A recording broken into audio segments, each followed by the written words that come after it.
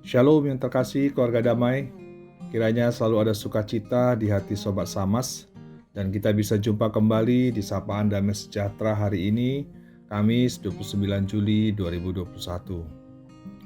Renungan Samas hari ini kita ambil tema persekutuan yang dipenuhi kesehatian. Mari kita dasarkan pembacaan dan perenungan firman Tuhan di dalam doa. Tuhan Allah Bapa kami di dalam surga, kami bersyukur untuk kebaikan-Mu dan berkat-Mu yang Kau anugerahkan dalam kehidupan kami. Urapi kami Tuhan Yesus untuk dapat memahami kebenaran firman-Mu, dan biarlah firman-Mu terpancar untuk menjadi berkat dan kabar sukacita bagi kami. Amin. Sobat keluarga damai yang terkasih, bacaan Samas kita hari ini diambil dari surat Paulus yang pertama kepada jemaat Korintus, pasalnya yang ke-11 ayat 17 sampai 22.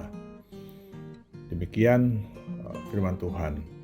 Dalam peraturan-peraturan yang berikut, aku tidak dapat memuji kamu, sebab pertemuan-pertemuanmu tidak mendatangkan kebaikan, tetapi mendatangkan keburukan. Sebab pertama-tama aku mendengar bahwa apabila kamu berkumpul sebagai jemaat, ada perpecahan di antara kamu, dan hal itu sedikit banyak aku percaya. Sebab di antara kamu harus ada perpecahan, supaya nyata nanti siapakah di antara kamu yang tahan uji. Apabila kamu berkumpul, kamu bukanlah berkumpul untuk makan perjamuan Tuhan. Sebab pada perjamuan itu, tiap-tiap orang memakan dahulu makanannya sendiri, sehingga seorang lapar dan yang lain mabuk. Apakah kamu tidak mempunyai rumah sendiri untuk makan dan minum? Atau maukah kamu menghinakan jemaat Allah dan memalukan orang-orang yang tidak mempunyai apa-apa? Apakah yang kukatakan kepada kamu? Memuji kamu? Dalam hal ini aku tidak memuji. LAI memberi perikop yang kita baca dengan judul kebiasaan-kebiasaan yang salah dalam perjamuan malam. Sahabat Samas yang dikasihi Tuhan, jemaat Korintus adalah jemaat yang besar pada masa itu. Mereka adalah jemaat yang memiliki aktivitas rohani dan hubungan sosial yang baik antar anggota jemaat. Kalau saya membayangkan, bisa dikatakan mungkin seperti hubungan antar jemaat yang ada pada masa kini. Misalnya seperti kita di GKI Damai, dalam persekutuan sektor yang ada selama ini. Saat sebelum adanya pandemi, kita selalu mengadakan persekutuan jemaat berupa persekutuan doa rumah tangga di rumah anggota jemaat dalam sektor-sektor wilayah. Demikianlah saat itu di jemaat Korintus. Mereka suka berkumpul bersama-sama di rumah salah satu jemaat dan bergantian untuk melakukan persekutuan dan mengadakan jamuan kasih, jamuan makan, memecah-mecahkan roti dan berdoa. Dan tidak ada yang salah, karena Alkitab juga menyatakan bahwa salah satu ciri jemaat mula-mula adalah berkumpul dan memecah-mecahkan roti. Pada waktu itu memang kegiatan memecah-mecahkan roti ini merujuk kepada ajaran Yesus sendiri pada saat perjamuan terakhir. Dan tradisi ini diteruskan oleh jemaat Korintus. Kalau saat sekarang ini, ajaran Yesus tentang memecah-mecahkan roti diakomodir oleh gereja-gereja masa kini dalam bentuk liturgi perjamuan kudus. Pertemuan-pertemuan yang diadakan jemaat Korintus adalah pertemuan antar jemaat dengan melakukan jamuan makan, jamuan kasih, dengan membawa makanan dari rumah mereka masing-masing, dan disertai kemudian dengan perjamuan Tuhan, dengan liturgi memecah-mecahkan roti dan meminum anggur untuk memperingati pengorbanan Yesus. Diharapkan bahwa dengan mengadakan pertemuan-pertemuan seperti itu, jemaat Kristus akan lebih memahami makna dari perjamuan akhir Tuhan dan memaknai pengorbanan Yesus. Akan tetapi, Paulus tidak memuji pertemuan-pertemuan mereka atas pertemuan dan jamuan kasih yang mereka adakan, karena menurut Paulus, hal itu justru mendatangkan keburukan. Di ayat 17 disebutkan demikian. Sahabat Samas, Paulus tidak memuji mereka, bahkan menyoroti kebiasaan jemaat Korintus yang salah. Dan apa keburukan yang dimaksud Paulus?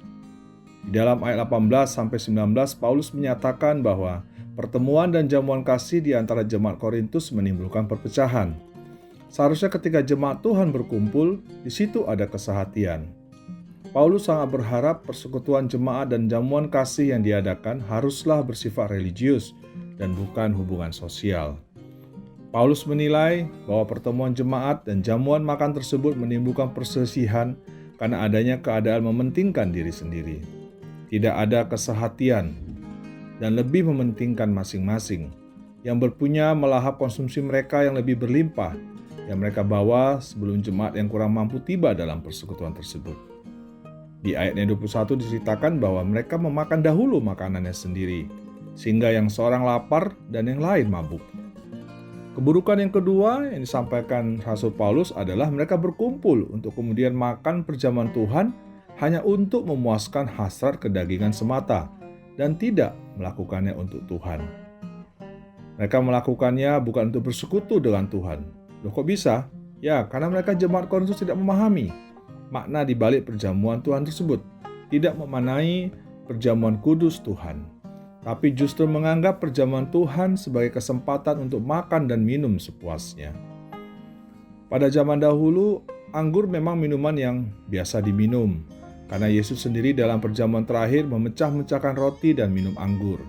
Sebagian orang menganggap bahwa perjamuan Tuhan berarti boleh makan roti sekenyang-kenyangnya dan minum anggur sebanyak-banyaknya hingga mabuk. Oleh karena itulah Paulus menegur jemaat di Korintus, karena mereka tidak memahami esensi dari pertemuan jemaat dan bagaimana bersikap dalam memperingati dan menghayati perjamuan Tuhan. Bapak Ibu jemaat damai yang dikasihi Tuhan, bagaimana dengan kita saat ini? Pernahkah kita memikirkan apakah ketika kita datang dalam pertemuan-pertemuan jemaat, tetap nama Tuhan yang dipermuliakan?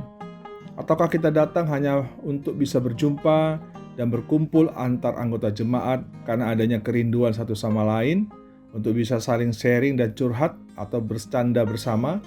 Atau justru menjadi kesempatan untuk menikmati jamuan kasih dan lupa akan esensi pertemuan untuk saling bersahati membangun, menguatkan antar anggota jemaat?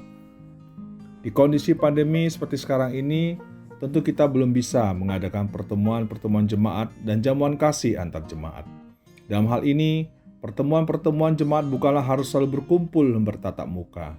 Pertemuan dapat kita bentuk menjadi bentuk kesehatian dan perhatian tidak langsung tatap muka, namun bisa dalam bentuk pertemuan secara daring atau online ke sesama anggota jemaat yang lagi mengalami kesulitan di masa pandemi, atau bahkan mengalami langsung gangguan kesehatan atau terpapar karena pandemi saat ini.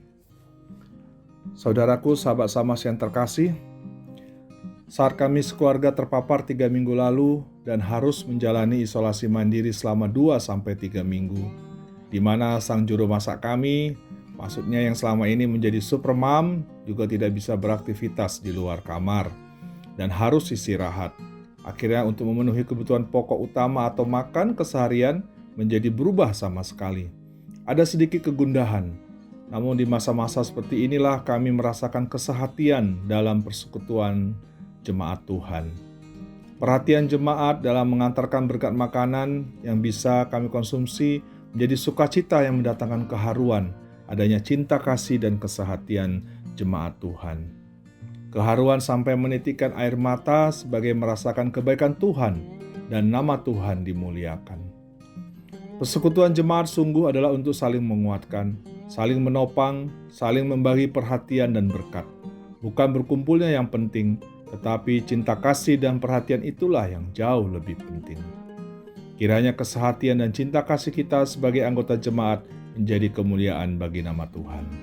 Amin. Mari kita berdoa. Tuhan, terima kasih untuk berkat dan cinta kasih yang Engkau berikan. Ajar kami Tuhan untuk selalu memiliki kesehatian sebagai anggota jemaat dan memiliki perhatian dan cinta kasih. Pakai kami menjadi berkat bagi jemaat-Mu untuk menjadi kemuliaan bagi nama-Mu. Amin. Sahabat Samas, selamat menjalani persekutuan dalam jemaat Tuhan dengan kesehatian.